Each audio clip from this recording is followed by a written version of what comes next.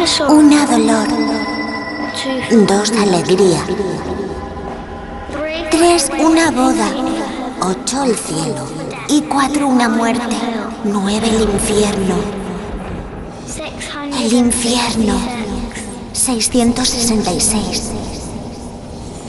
En algún lugar de esta catedral se hallan escondidas las claves de un misterio. Claves que podrían ayudar a resolver una de las cuestiones que aún no ha podido descifrar la humanidad. ¿Por qué el mundo es como es? Los masones del siglo XIII que construyeron este lugar alcanzaron a divisar la verdad más profunda y nos dejaron un mensaje entre sus murallas perfectamente integrado en la grandiosidad de esta catedral.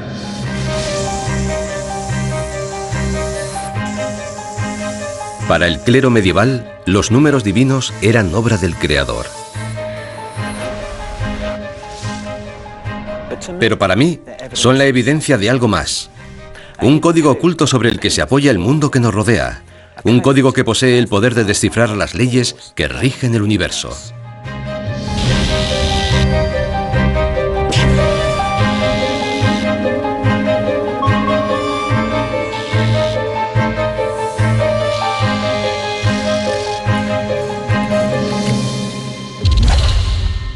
Códigos secretos.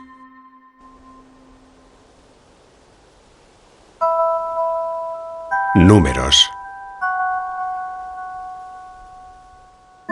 Soy matemático y me fascinan los números y los patrones que observo a mi alrededor.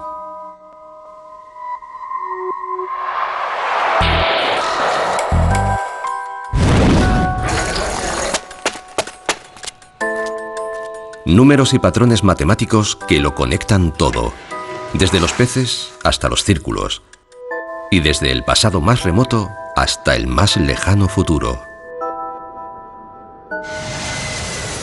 Aproximándose a 119,7.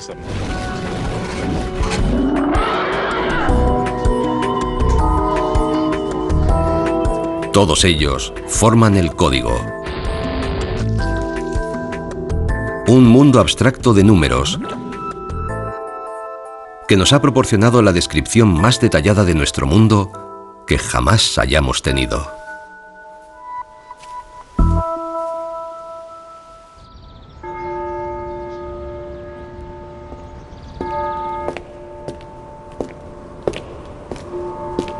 Durante siglos, la gente ha visto números trascendentales aquí y allá. Una obsesión que ha dejado su huella incluso sobre las piedras de esta catedral del medievo.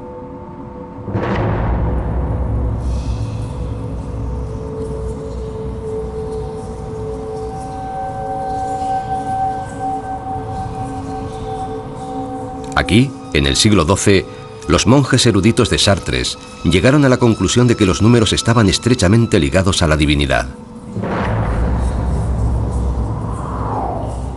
Una idea que se remonta a los albores del cristianismo. San Agustín, clérigo argelino del siglo IV, creía que el 7 era tan especial que representaba a todo el universo. Describió cómo todas las cosas fueron creadas a partir de 7 abrazos, y que el 10 abarcaba incluso más allá que el universo, porque era el sumatorio de 7 más los 3 aspectos de la Santísima Trinidad: el Padre, el Hijo y el Espíritu Santo.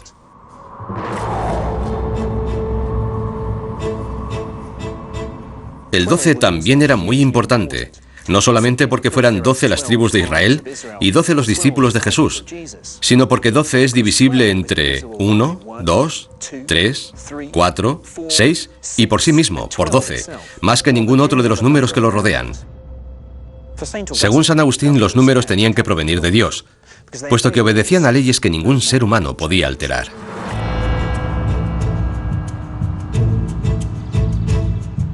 $800 años después de San Agustín, en el siglo XII, la escuela de Chartres también reconoció su trascendencia. Por eso, bajo su influencia, los números sagrados fueron embutidos en la estructura misma de esta majestuosa construcción. Pensaban que en los números estaba contenida la clave del misterio de la creación.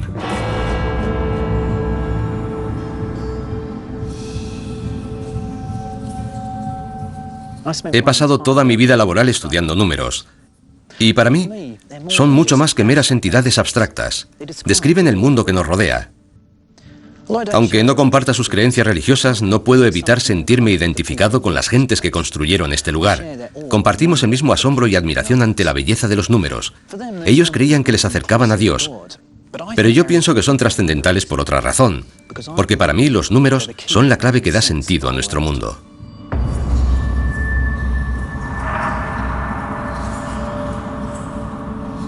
Los números nos han proporcionado una capacidad sin precedentes para comprender nuestro universo. En algunos lugares, ese código surge de la misma tierra.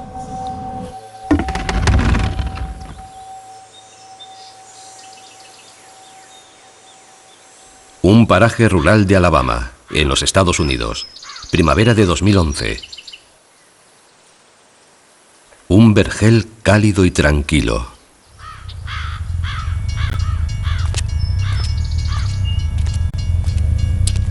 Pero este año se ha desatado la plaga.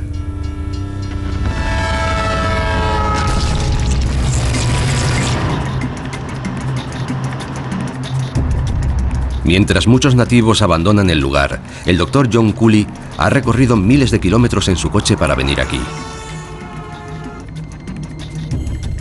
Le está siguiendo el rastro a uno de los residentes más singulares de la zona.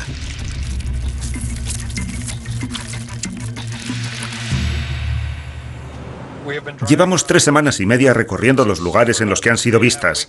He recorrido ya más de 11.000 kilómetros tratando de encontrar dónde están esas criaturas.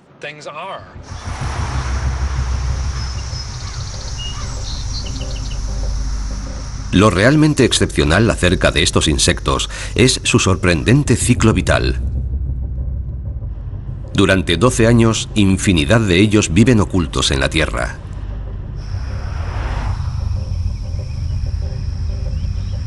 Y al 13º año, a la vez y en el mismo momento, todos ellos empiezan a brotar de la tierra para aparearse.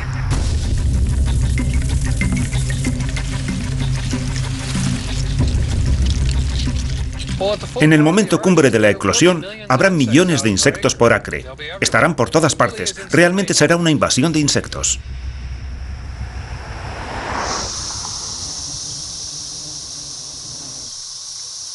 Se trata de la cigarra periódica. Este es un macho. Se distingue porque en su abdomen posee un par de órganos llamados timbales, cuya finalidad es producir sonido. Es una pequeña membrana que hace vibrar y produce sonido. No tengo por qué tenerles miedo, ¿verdad? No, son totalmente inofensivos. Podrían ser las mascotas perfectas. ¿En serio? Me hace cosquillas. Son inofensivas. Ni muerden, ni pican, ni nada de eso. Su única defensa se la proporciona la cantidad, el número de ejemplares. Saliendo todas a la vez, en enormes cantidades, cada cigarra minimiza el riesgo de ser devorada. Como hay tantas, a sus depredadores no les daría tiempo a comérselas todas. La verdad es que sí se las oye. Ya lo creo que sí. Es probable que haya millones de ejemplares por ahí. ¿Millones? Y lo que seguramente no sepas es que solo oyes a la mitad de la población, porque únicamente los machos pueden producir este penetrante sonido, pero hay tantas hembras como machos. Lo increíble es que si volvemos el año que viene por estas fechas no oiremos absolutamente nada. Para oírlo tendrás que venir dentro de 13 años. Habrá que esperar al 2014 para volver a oír cantar al bosque así. Cierto. Es increíble.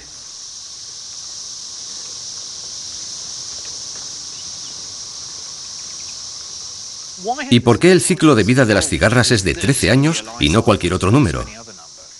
No olvides que es su elevado número lo que les permite a estas cigarras sobrevivir a los depredadores, y creemos que un ciclo de vida tan largo les ayuda a mantener la altísima densidad poblacional.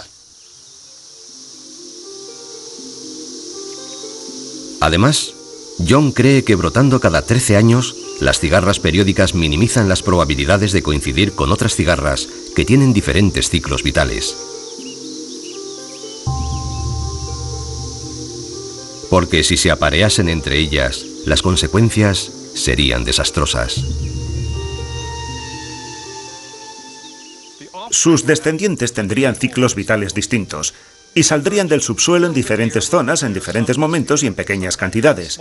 Y la cantidad es la clave, porque si emergieran en pequeño número, los depredadores los devorarían rápidamente.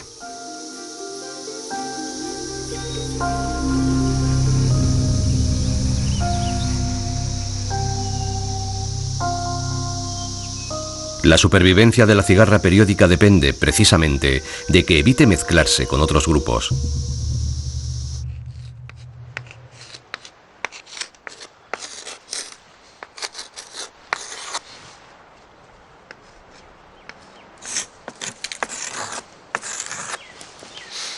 Imaginen que tenemos unas cigarras que se reproducen cada 6 años.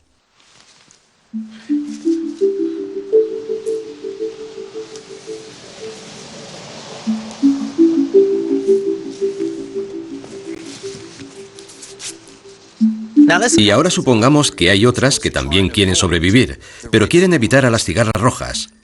Una manera de conseguirlo sería cambiar la frecuencia con que aparecen en el bosque. Y de hecho funciona.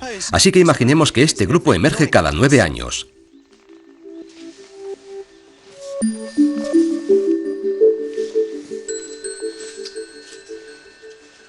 Si la cigarra verde aparece cada 9 años, solo podría coincidir con la roja cada 18.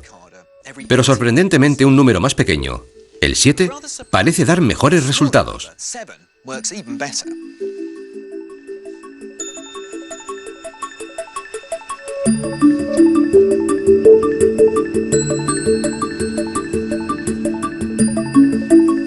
Si en lugar de cada 9 años las cigarras aparecieran cada 7, las probabilidades de coincidir serían mucho menores. De hecho, solo coincidirían cada 42 años. 2 veces por siglo.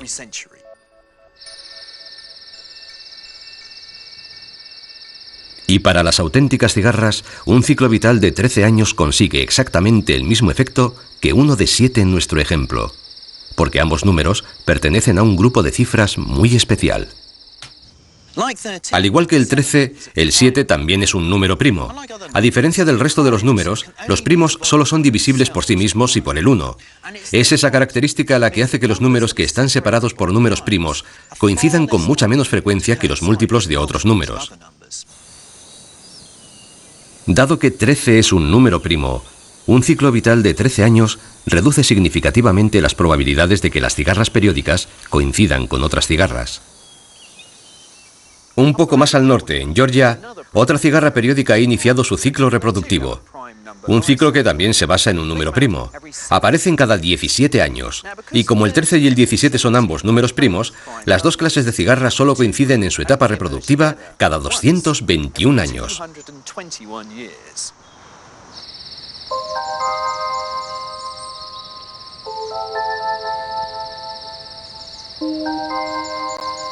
Los números primos están íntimamente ligados a la supervivencia de la cigarra. Y curiosamente son uno de los elementos más importantes del código. Porque el código es un mundo matemático construido con números. De la misma manera que los átomos son las unidades indivisibles que componen cada objeto físico, los números primos son los bloques indivisibles que forman el código.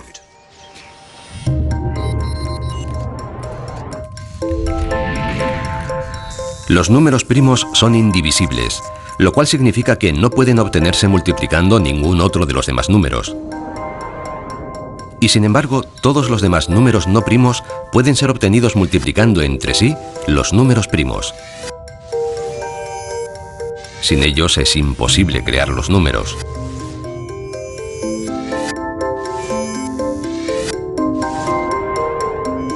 Y si faltara alguno de ellos, siempre habría algunos números que nos sería imposible obtener.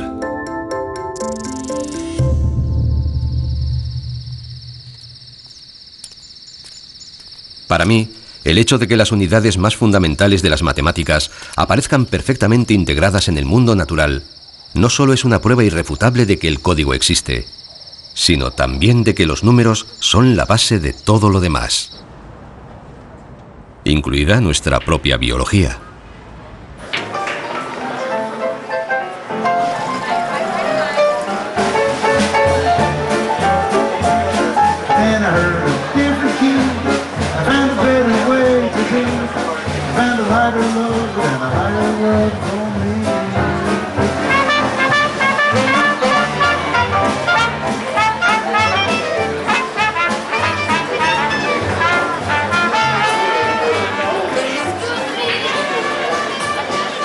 Es una característica intrínsecamente humana.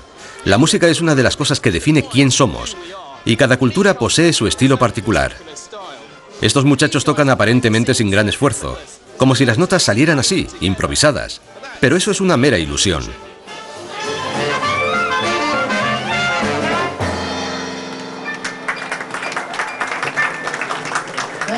Porque de la misma forma que rigen la existencia de las cigarras, son los números los que determinan el sonido que oímos.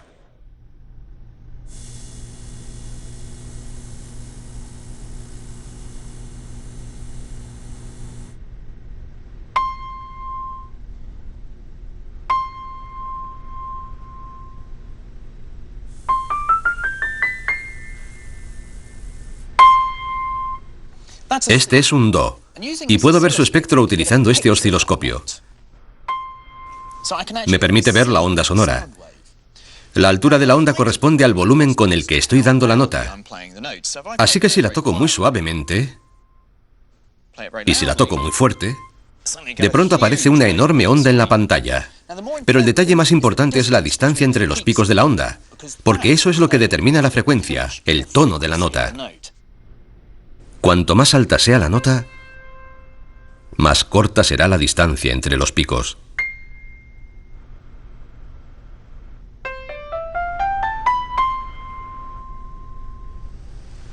Fíjense en lo que ocurre cuando doy un do. Y compárenlo ahora con la misma nota, un do, pero una octava más alto. En el espectro se produce un curioso cambio. Podemos comprobar que la nota más alta tiene el doble de picos que la nota más baja, lo que significa que la frecuencia del do alto es 2 veces la del do bajo. Y eso se repite con cualquier otra nota que elijamos, lo cual demuestra que de una octava a otra, las frecuencias de las notas siempre mantendrán esa proporción de 1 a 2.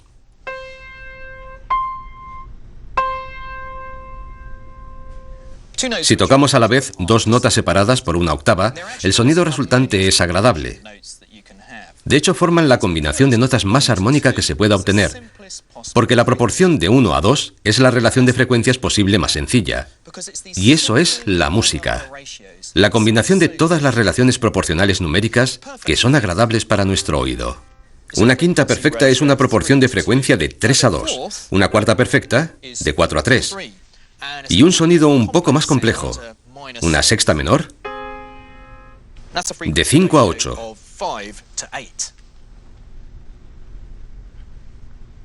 Todas las combinaciones de notas utilizadas en la música están definidas por razones simples. Y aunque no seamos conscientes de ello, son las mismas reglas numéricas las que están debajo de todo, desde la canción más sencilla a la sinfonía más compleja. Y las tenemos tan profundamente arraigadas que cuando alguna de ellas se rompe, intuitivamente sabemos que algo no va bien.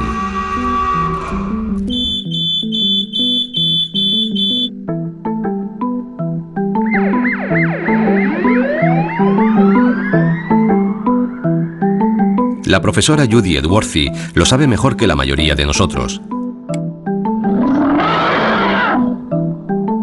Dedica su tiempo a someter a la gente a algunos de los sonidos más desagradables que podamos imaginar. Hola, Judy. Hola. Soy Marcus. El objeto de su investigación son los efectos psicológicos del sonido.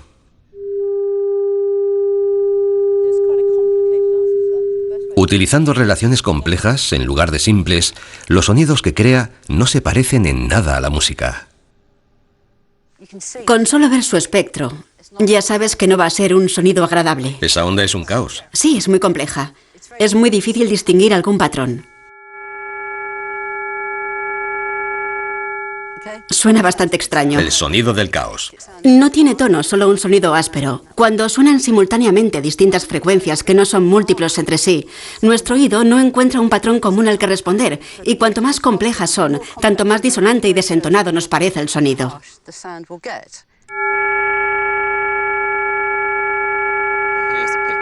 Monitorizando las reacciones de sus víctimas ante tan horribles chirridos, la profesora Edworthy ha descubierto que producen en nuestros cerebros un efecto muy diferente a la música. Son tan desagradables que ponen nuestras mentes en guardia. Por ejemplo, una sirena.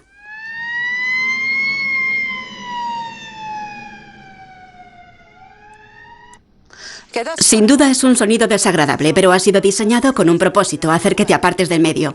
A veces también encuentras sonidos similares en el mundo animal. Esto, por ejemplo, son un chimpancé y un orangután.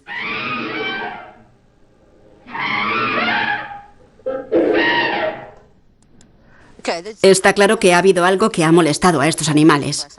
No es necesario saber qué significa para percibir con claridad que ese animal se siente incómodo y que los demás animales o nosotros mismos que hayamos invadido su entorno, será mejor que nos alejemos.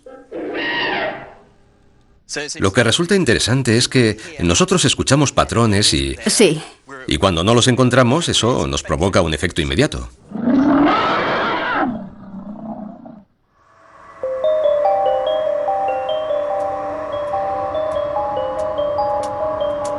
Precisamente son los patrones numéricos del código los que establecen las combinaciones de sonidos que podemos aceptar como música y los que oímos simplemente como ruido.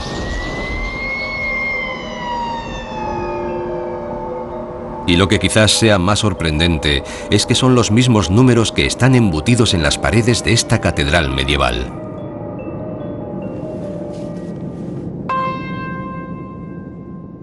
Dos notas separadas por una octava están en esta proporción de 1 a 2.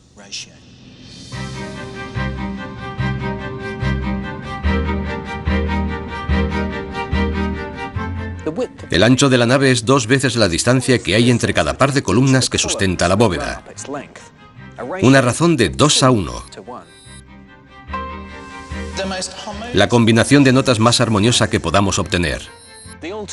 El altar divide la nave con una razón de 8 a 5. Una sexta menor de 8 a 5.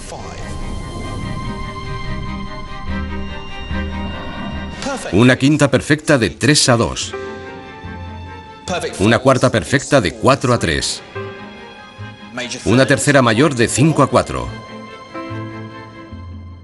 Y toda la música es así. San Agustín creía que utilizando esas mismas razones había construido Dios el universo y que por eso producían armonía en la música.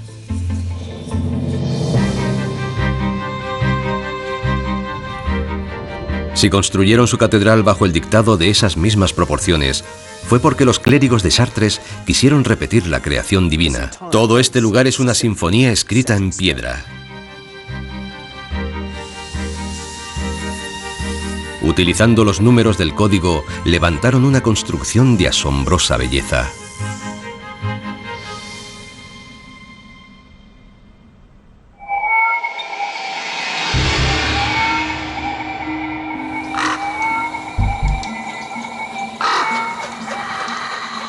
La única verdad son los números trascendentales.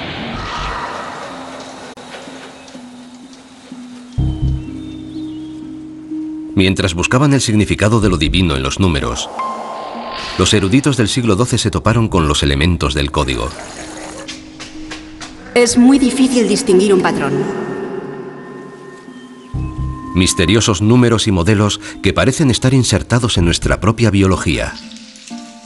Su única defensa es la seguridad del número. Y cuando los hemos mirado más de cerca, no solo hemos encontrado más números, además, hemos empezado a descubrir sus extrañas propiedades y a comprender las estrechas relaciones que los unen.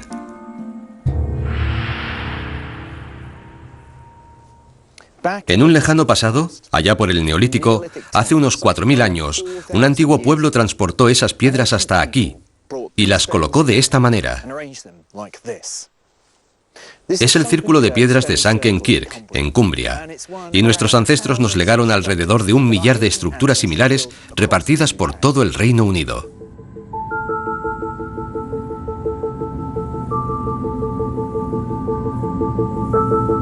Si nos adentramos en la noche de los tiempos, el círculo siempre ha sido una figura cargada de misticismo. Pero tanto si las gentes que lo construyeron lo sabían como si no, hay un profundo significado oculto en este círculo. Bien, para empezar, Voy a medir el diámetro de mi círculo, o sea, desde un extremo hasta el otro, pasando por el centro. Son 27,90. Ahora voy a medir la circunferencia del círculo. Allá voy. Todo el exterior del círculo. Nunca había hecho tanto ejercicio explicando matemáticas. Y aquí acaba la circunferencia, lo que nos da un total de 91 metros y 70 centímetros.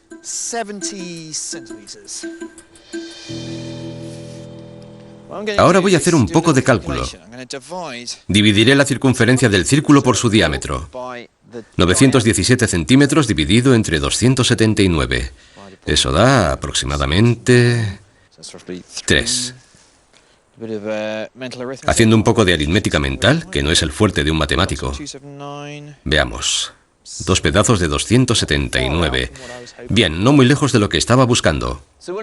Me da aproximadamente un cociente de 3,2.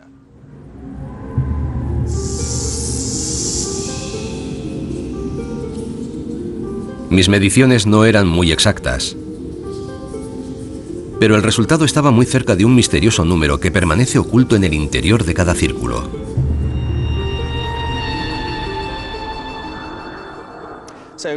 Pongamos un ejemplo. Cojamos este plato circular. Voy a medir su diámetro. 26,4 centímetros. Ahora su circunferencia. Es un poco más difícil, pero 82,9 centímetros. Divido la circunferencia por el diámetro y me da 3,14. Ahora vamos a coger otro círculo y medimos su diámetro. 12,8 centímetros. Y la circunferencia, 40,2 centímetros. Divido la circunferencia por el diámetro y me da 3,14. Lo cierto es que tomemos el círculo que tomemos, si dividimos su circunferencia por su diámetro, siempre obtendremos un resultado que empieza por 3,14. Ese es el número pi.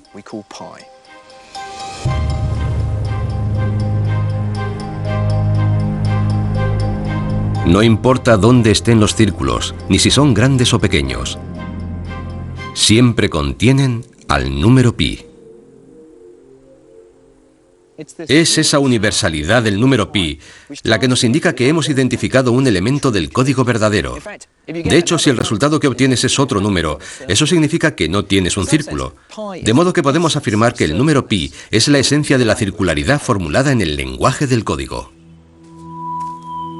Y puesto que los círculos y las curvas son tan abundantes en el mundo natural, podemos hallar el número pi en cualquier sitio a nuestro alrededor. En el suave meandro de un río, en una hondonada de la costa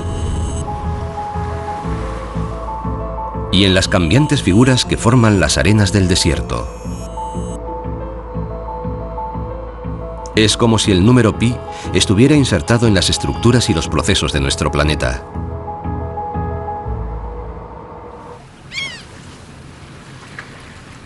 Sorprendentemente, pi también aparece en lugares que en principio no tienen ninguna relación con los círculos.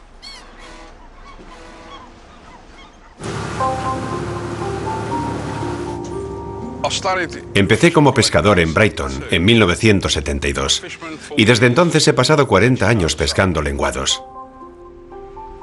Esa es la especie que cogemos en el Canal de la Mancha. ¿Cuántos ejemplares pescáis en un día? Unos días 300 y otros 150, unos 200 de promedio. ¿Y hoy me has guardado algún ejemplar? Sí. Para que pueda calcular cuánto habéis pescado. Puedes jugar con ellos si quieres. Muy bien.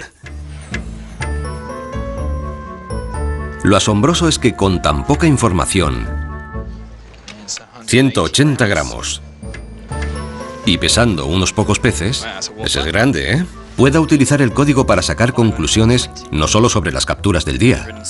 360 gramos, 50 gramos, 110 gramos, sino también sobre todos los lenguados que Sam ha pescado en toda su vida.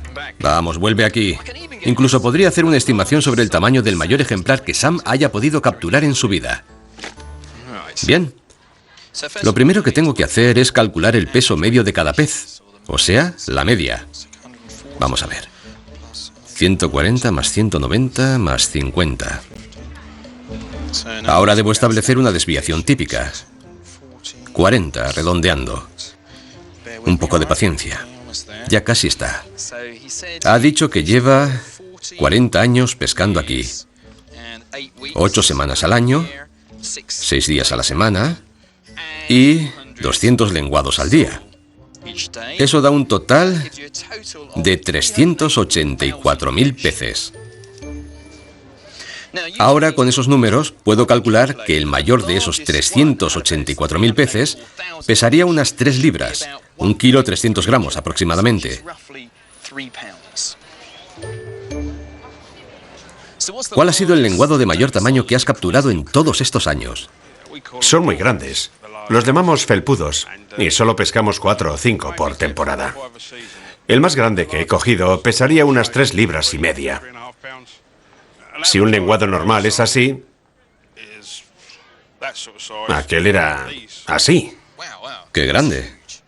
Gigante. Sí. Siempre es bonito pescar una pieza grande. Bueno, a mí me gusta, al menos.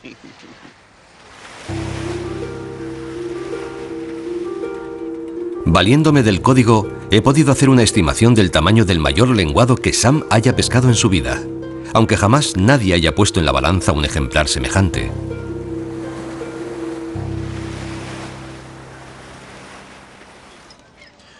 Ese cálculo es posible mediante la distribución de los pesos de los peces. Y mediante la misma fórmula podemos calcular muchas otras cosas, como la altura media de los ingleses o su coeficiente intelectual medio. Esta es la ecuación de distribución normal, una de las piezas fundamentales de las matemáticas para comprender la variación que se da en el mundo natural. Y lo más sorprendente de esta fórmula no es tanto lo que se consigue con ella, cuanto este término de aquí, pi. Parece insólito que una pequeña pieza del código, que está relacionada con la geometría del círculo, pueda ayudarnos a calcular el peso de un pez. Pi no parecía tener relación alguna con los peces, aunque ahí lo tenemos.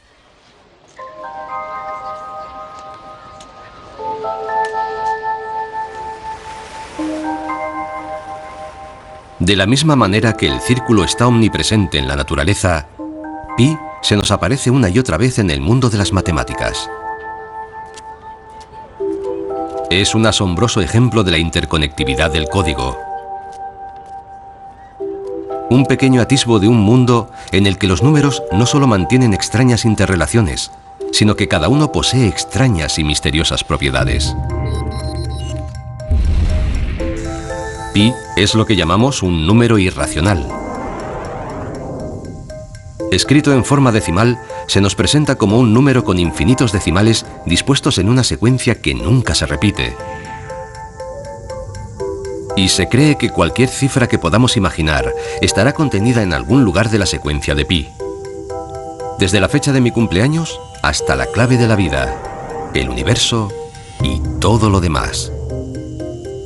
Como el número de decimales es infinito, nunca sabremos cuáles son todos los números que forman pi. Afortunadamente solo necesitamos los 39 primeros para calcular la circunferencia de un círculo tan grande como todo el universo que podemos observar con la precisión del radio de un átomo simple de hidrógeno.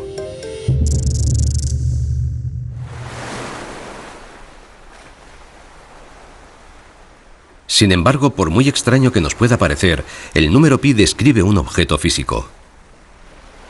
Otros números, en cambio, carecen de todo sentido en el mundo real, a pesar de que los utilizamos constantemente. Por ejemplo, los números negativos. Es imposible comerciar con ningún producto, ya sean calcetines, acciones, divisas o incluso pescado, sin los números negativos. La mayoría de nosotros los utilizamos con comodidad. Aunque no nos gustaría mucho tenerlos, sabemos perfectamente lo que significa tener un balance bancario negativo. Pero si empezamos a fijarnos en ellos más detenidamente, los números negativos son ciertamente extraños, puesto que no corresponden a nada que sea real. Cuanto más nos asomamos al interior del código, más extraño nos parece.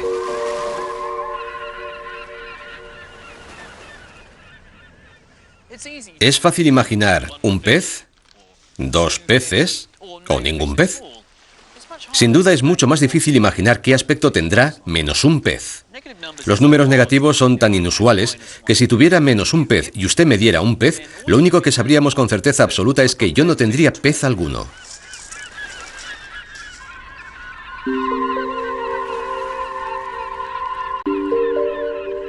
Los números pueden existir a pesar de que carezcan de cualquier sentido en el mundo físico.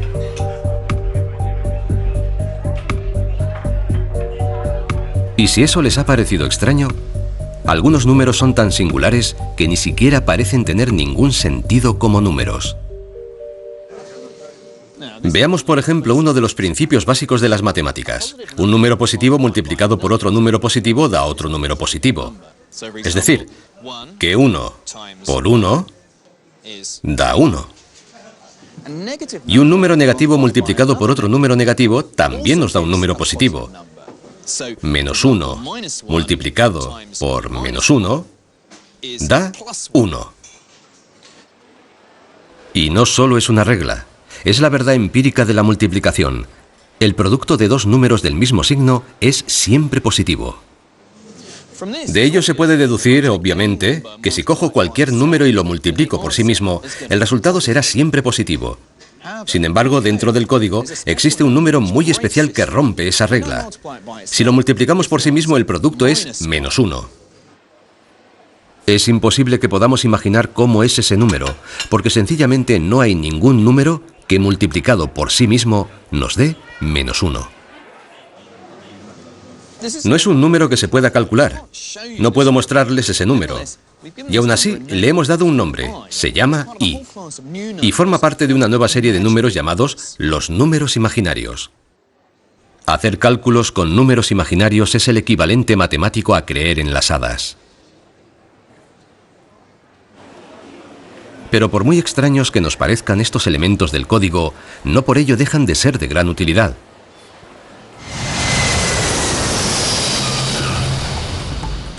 Pista 25 despejada para el aterrizaje. Pista de servicio 13-0, menos de 5 minutos. Especialmente en un día como este. A5 Foxtrot, thank you. Vacate next right and contact stand 13 short. A5 Foxtrot, 820, both making approach downwind left and right 25. ¿Y este? ¿Este de dónde viene? Ese viene de Barcelona. Es un vuelo de EasyJet. Es el Easy 6402. No sé exactamente cuántos pasajeros trae, pero tiene capacidad para 190. Y se está aproximando. Solo le faltan 2 millas para aterrizar. ¿Qué clase de información te proporciona el radar acerca de los aviones? La primera y más importante es la posición de la aeronave. Ese punto amarillo señala su posición actual. Ya veo. Luego tenemos esta estela azul. Representa el trayecto que ha recorrido el avión y de ahí podemos deducir dos cosas. Una, el rumbo y otra, la velocidad que lleva. Cuanto más grande es la estela, más deprisa se desplaza.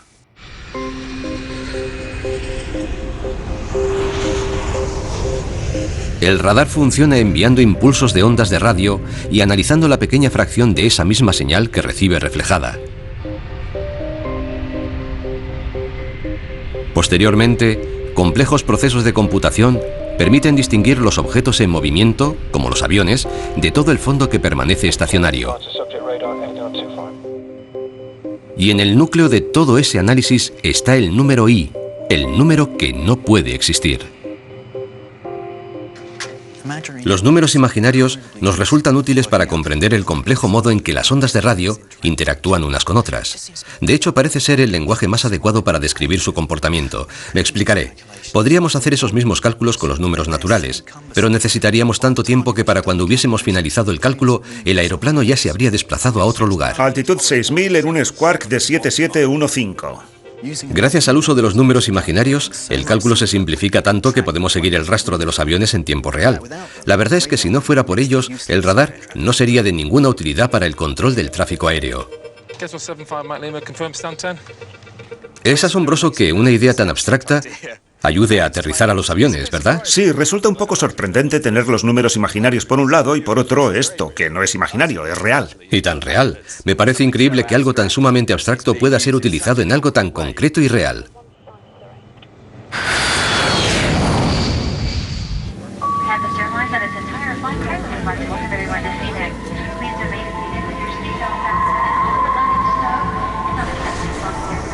Por extraño que pueda parecer, el código nos proporciona una descripción increíblemente acertada de nuestro mundo.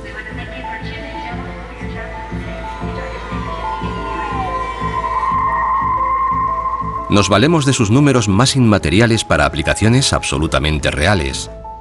Y sus modelos nos sirven para explicar uno de los procesos más insondables de la naturaleza: cómo crecen las cosas. Esta es la imagen de algo que siempre me ha fascinado desde que me convertí en matemático. Es la radiografía de un animal marino llamado Nautilus. Y esta espiral es una de las imágenes icónicas de las matemáticas. Confieso que, aunque he visto cientos de imágenes como esta, nunca he visto de cerca al animal. En el Brooklyn College de la Universidad de Nueva York, la bióloga Jennifer Basil aloja a 5 de estos moradores de los fondos marinos para su investigación sobre la evolución de la inteligencia. Mantenemos a los animales en estos grandes tanques oscuros porque en su medio natural prefieren la oscuridad y viven en aguas profundas y les gusta subir y bajar por la columna de agua. Parecen divertirse haciéndolo. Sí. Les tratamos como en un hotel de 5 estrellas. Vaya. Este es el número 5. ¡Qué ojazos! Sí. Tienen los ojos muy grandes, adaptados a condiciones de muy baja visibilidad. Y este es su famoso caparazón. ¿Sí? Las rayas le sirven para camuflarse en su hábitat natural.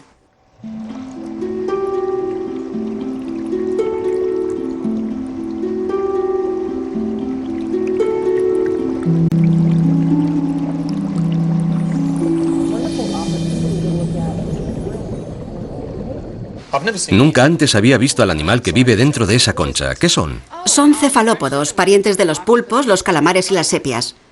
Es como si fuera un pulpo con concha. Y lo más asombroso es que se remontan a hace millones de años y que en todo este tiempo apenas han cambiado. Por eso decimos que son fósiles vivientes.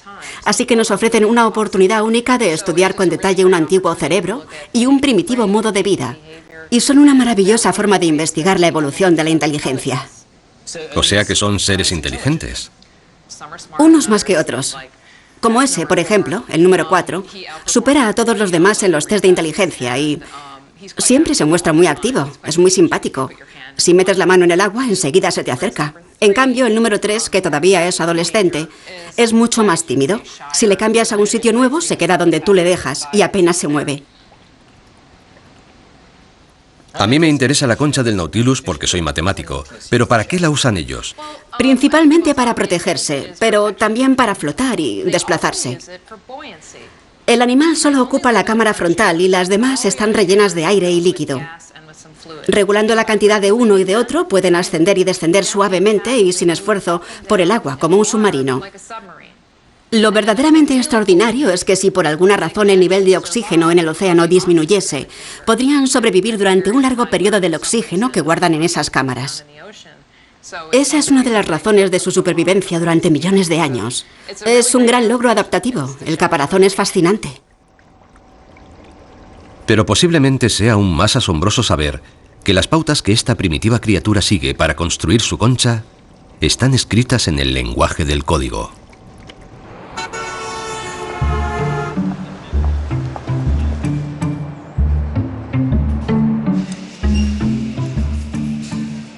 El caparazón del Nautilus es una de las estructuras más hermosas y complejas de la naturaleza. Estas son las cámaras. Aquí vive el animal. Y estas otras las utiliza para flotar. A primera vista parece una forma extremadamente compleja. Pero si mido las dimensiones de estos compartimentos, enseguida daremos con la fórmula.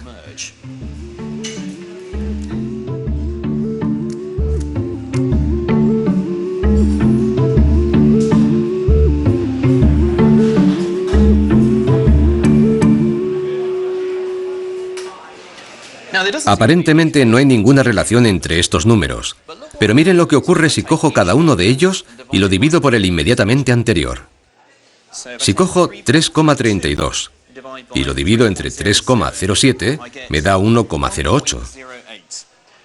Y si divido 3,59 entre 3,32, me da 1,08. Y si ahora divido 3,88 entre 3,59, una vez más me da 1,08. Y cada vez que hago esa operación siempre obtengo el mismo resultado. De modo que aunque a primera vista no lo parezca, ello nos demuestra que el Nautilus crece a un ritmo constante.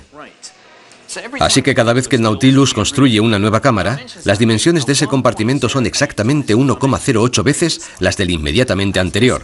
Y así construye el Nautilus esa elegante espiral, siguiendo una simple regla matemática. Y como muchas cosas vivientes crecen de la misma manera, encontraremos estas espirales por todas partes. Las reglas que la naturaleza emplea para crear sus modelos se hallan dentro del código.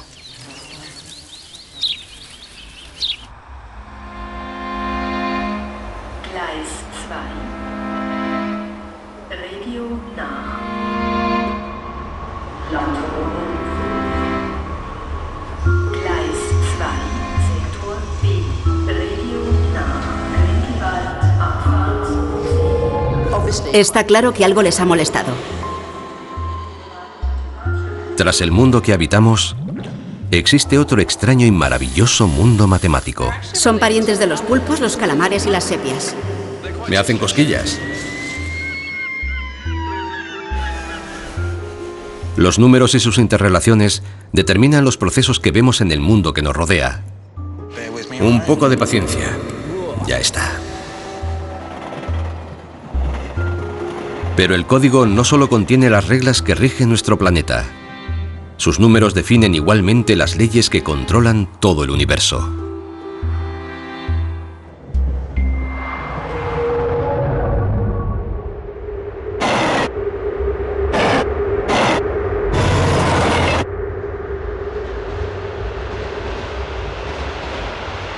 Durante siglos hemos levantado la vista al firmamento nocturno para dar sentido a lo que vemos en las estrellas.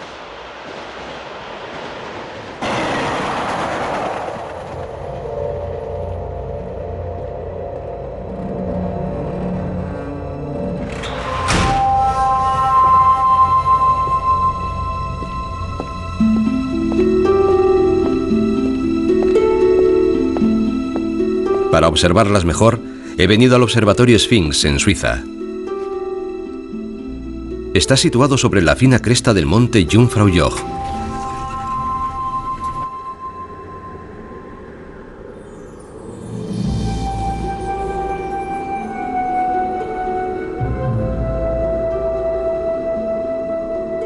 A casi 3.600 metros de altura, es uno de los picos más altos de los Alpes.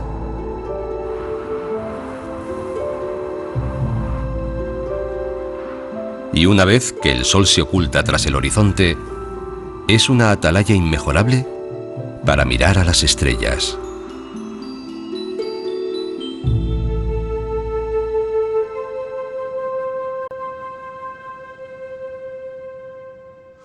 Hace una noche muy clara, así que se pueden ver miles de estrellas. Allí está Sirius, la más brillante de nuestro cielo nocturno. Y hay una constelación fácilmente reconocible: Orión. Orión ha sido desde muy antiguo un modelo importante para los seres humanos en la noche terrestre, ¿verdad? Ha habido muchas culturas para las que ese grupo de estrellas ha tenido desde muy antiguo una significación especial y han creado muchas leyendas sobre ella. Los egipcios la asociaron con Osiris, su dios de la muerte y la reencarnación. Una tribu de indígenas norteamericanos la llamaba las 3 estrellas de la campana y las 3 huellas del dios Pulga, y un grupo de aborígenes australianos la llamaba la canoa.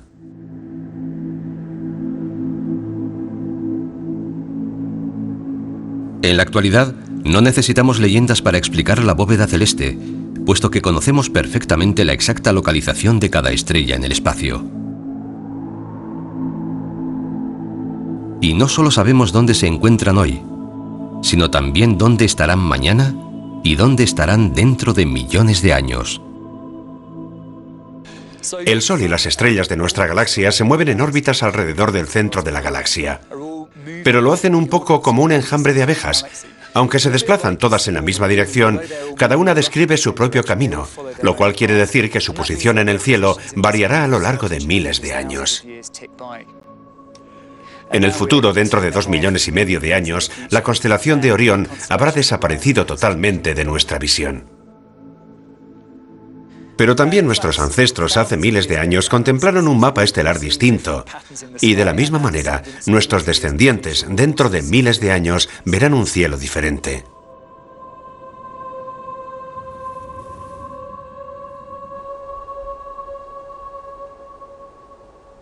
Si somos capaces de predecir el desplazamiento de las estrellas hasta en un futuro lejano, es porque hemos descubierto las leyes que rigen su movimiento. Y las hemos descubierto no en el cielo, sino en los números.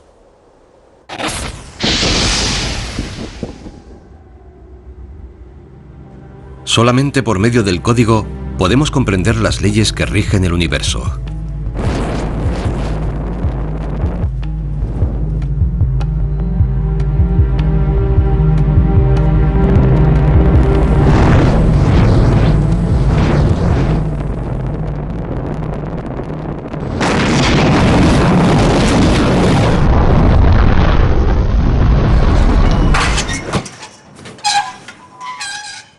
Esas leyes lo determinan todo, desde el movimiento de los planetas hasta la trayectoria de un proyectil. Si nos fijamos en la bola de fuego en el aire, cuando inicia el vuelo, cuando acaba de abandonar la catapulta, entonces acelera y se desplaza hacia arriba. Luego empieza a perder velocidad y se detiene justo encima de mí, para finalmente volver a acelerar cuando cae hacia el suelo.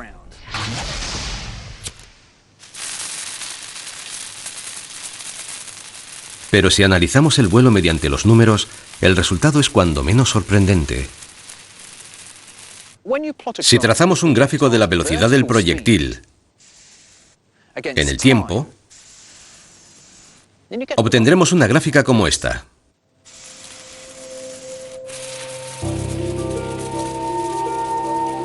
Al principio el proyectil viaja hacia arriba, de manera que su velocidad vertical es positiva, pero decreciente. Cuando traspasa el punto álgido del arco que describe, la velocidad vertical se vuelve negativa y el proyectil se gira y cae hacia la Tierra. El gráfico será algo así, lo cual significa que desde el mismo instante en que deja la catapulta, el proyectil empieza a perder velocidad. Así pues, en ningún momento de su vuelo acelera hacia arriba.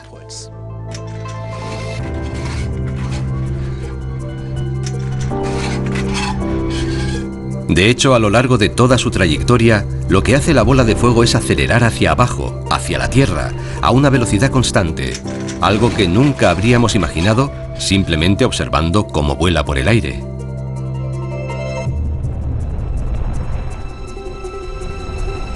Y esa es una verdad irrefutable sobre una de las principales fuerzas de la naturaleza: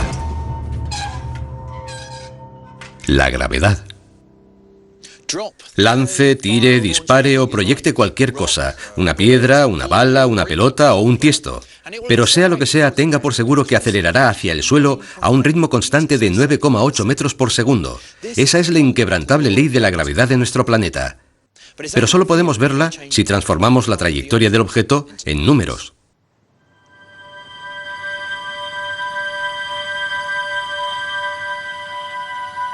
Apreciar la simple constatación de cómo funciona la gravedad en la Tierra es el primer paso para comprender cómo funciona la gravedad en cualquier otro lugar.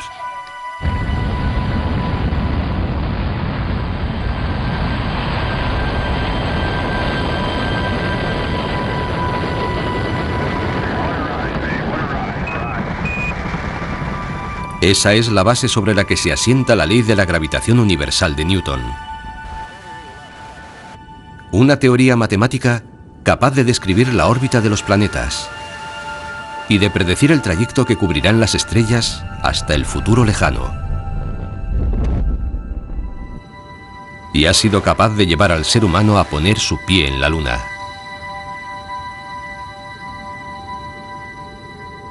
Las leyes que ordenan los cielos están escritas en el código.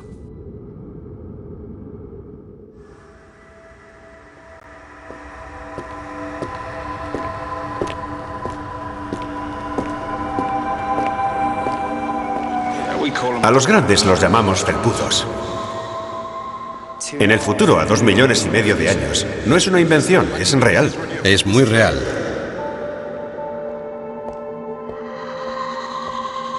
No hace falta saber qué significa exactamente ese sonido para saber que el animal está incómodo. Sea el círculo del tamaño que sea, siempre obtendrás un número que comienza por 3,14.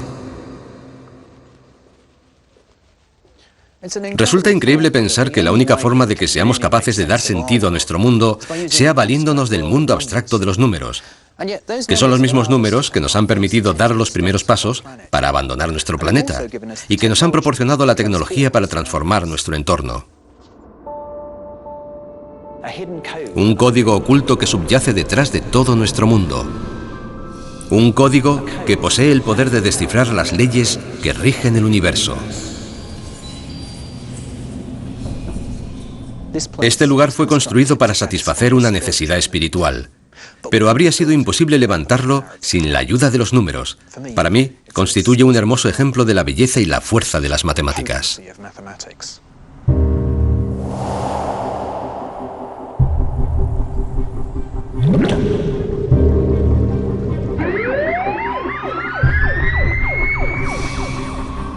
De los modelos y los números que nos rodean, hemos sido capaces de desentrañar un código oculto.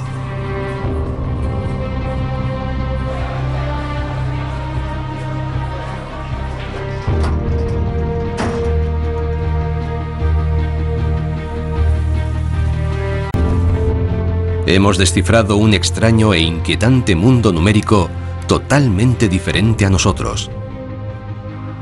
Aunque es un código que al mismo tiempo describe nuestro mundo con absoluta y asombrosa precisión.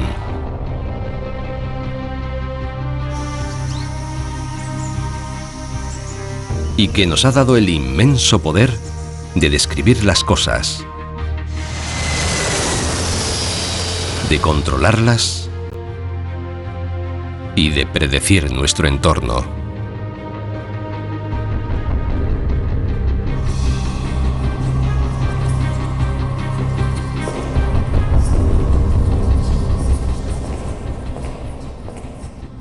¿Cómo consigue el código dar una descripción tan acertada de la naturaleza? Eso es para muchos uno de los grandes misterios de la ciencia. A mi entender, la única explicación que tiene sentido es que al descubrir esas interrelaciones, hemos destapado algunas de las grandes verdades acerca del mundo. Y que es posible que el código sea la verdad del universo, y que son los números los que dictan cómo debe ser el mundo.